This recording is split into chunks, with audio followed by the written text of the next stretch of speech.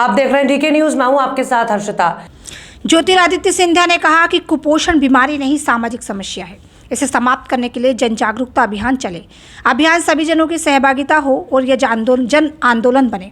सिंधिया ने कहा, राजगढ़ जिले में कुपोषण की समाप्ति के लिए सर्वे कराने, रणनीति और कार्य योजना बनाने के भी निर्देश दिए।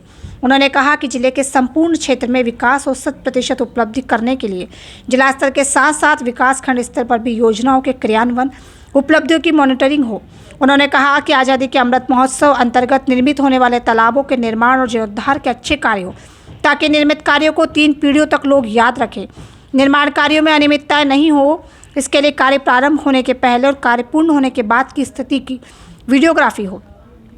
निर्माण कार्य से संबंधित निर्माण स्थल पर सूचना बोर्ड लगे तथा आज़ादी के अमृत महोत्सव अंतर्गत निर्मित तालाबों के समीप प्रतिवर्ष 15 अगस्त को ध्वजारोहण भी हो।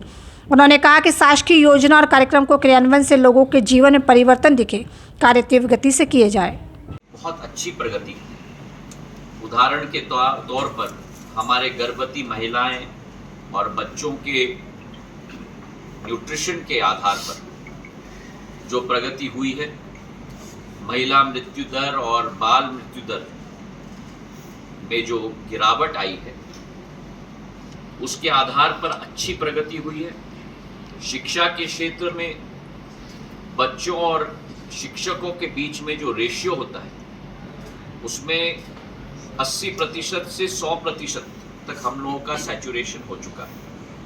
मतलब राष्ट्र के औसत से भी हम लोग करीब करीब उस श्रेणी में हम लोग आ चुके हैं। इसी के साथ साथ कई ऐसे क्षेत्र भी हैं जहां हमें तीव्र गति से और ज़्यादा प्रयास करना होगा। राजगढ़ जिले में पहला क्षेत्र है कुपोषण।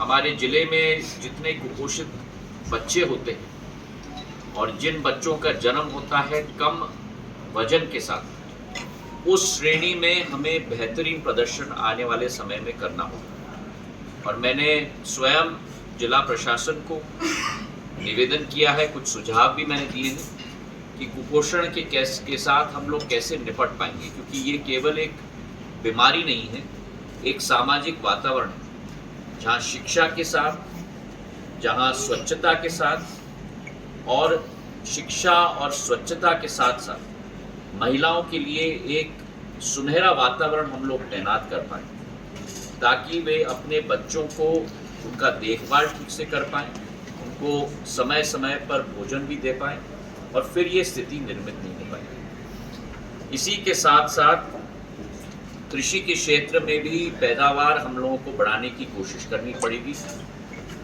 और जनधन की प्रवृत्ति को भी जमीनी स्तर तक थोड़ा तीव्र गति से हम लोगों को बढ़ाना होगा। जल जीवन मिशन के अंतर्गत हम लोग ने टारगेट्स रखे हैं, उन टारगेट्स को हमें पूर्ण करना होगा।